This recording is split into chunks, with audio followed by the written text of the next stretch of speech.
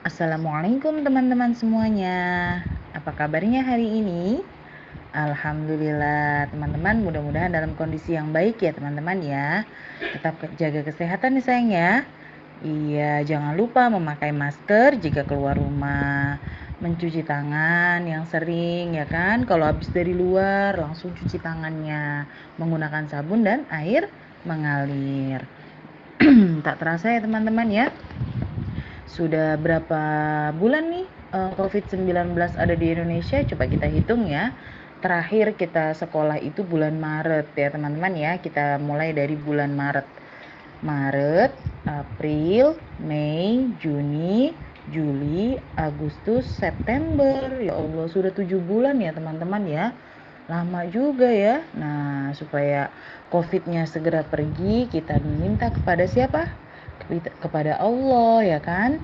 Allah lah tempat kita meminta. Jadi kita berdoa supaya COVID ini segera pergi, segera musnah dari bumi ini, atau ditemukan obatnya gitu ya, agar memudahkan yang sakit untuk sembuh gitu. Kemudian kita juga berdoa semoga saudara-saudara jauh kita, saudara-saudara kita semuanya terlindungi dari wabah ini, dan yang sakit semoga diberi kesembuhan ya.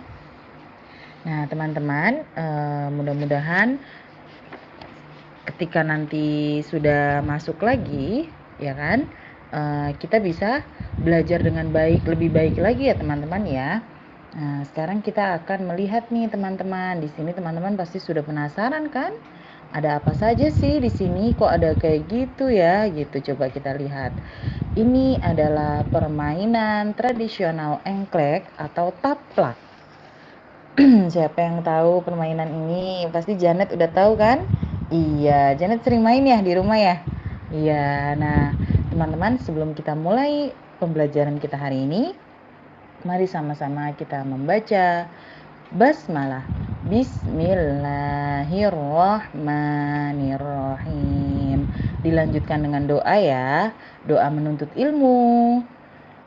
Rabbi zidni ilma warzuqni fahma.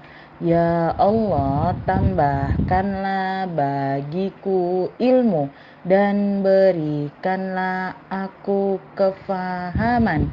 Amin. Amin ya rabbal alamin. Nah, engklek adalah salah satu permainan tradisional yang terkenal di Indonesia, khususnya bagi masyarakat pedesaan. Engklek dapat kita jumpai di mana saja nih? Di beberapa wilayah yang ada di Indonesia, teman-teman. Ya, kita lihat di mana? Sumatera, kemudian di Jawa, di Bali, di Kalimantan, dan di Sulawesi. Kita bisa menjumpai permainan-permainan engklek itu di sana. Tentunya dengan bahasa yang berbeda, dengan nama yang berbeda ya teman-teman ya. Nah, kemudian kita lihat di sini ya. Permainan engklek itu sangat digemari atau sangat disukai oleh anak-anak. Pemainnya berjumlah 2-5 orang. Permainan engklek membutuhkan semacam bidak ya. Bidak itu biasanya berupa pecahan genting atau batu yang pipih ya. Pipih itu tipis ya teman-teman ya. Kalau di dalam ruangan kita bisa menggunakan penghapus. Nah, kemudian di daerah yang berbeda, bidak ini juga berbeda namanya. Ada yang menyebutnya dengan ulak, kojo, gaco, atau gacuk. Nah, kan tadi udah bidaknya udah. Sekarang kita lihat di sini.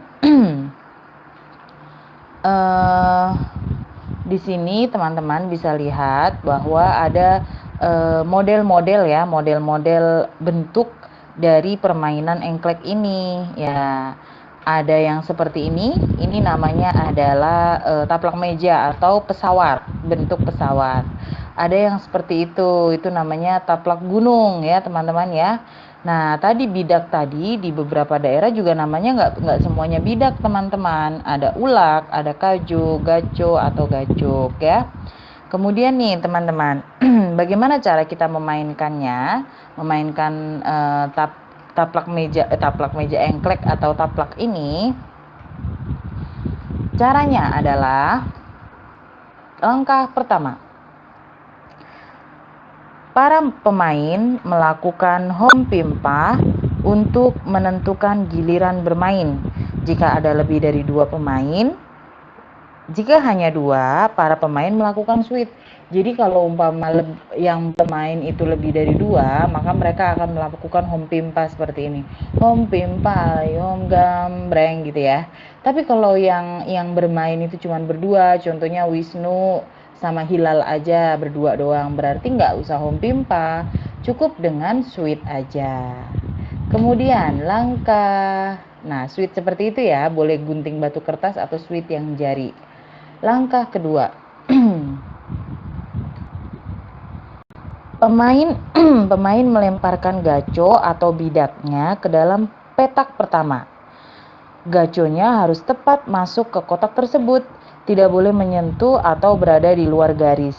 Jika ini terjadi, maka pemain tersebut kehilangan kesempatan bermain dan harus menunggu giliran selanjutnya. Jadi nggak boleh keluar garis ya, yang batunya itu. Kalau umpama dia keluar garis, berarti dia harus mengulang lagi nanti gitu. Itu langkah kedua atau cara kedua. Kemudian cara ketiga, jika gaco tepat berada di dalam kotak, pemain bisa melanjutkan permainannya. Ia harus melompat dengan satu kaki langsung menuju kotak kedua. Jadi melewatin gaconya dia ya. Jadi gaco pertamanya, kotak pertamanya nggak boleh dilewatin, langsung melompat ke yang kedua. Kemudian yang ketiga dan selanjutnya hingga kotak teratas gitu. Jadi dia lompat terus gitu. Kemudian langkah keempat.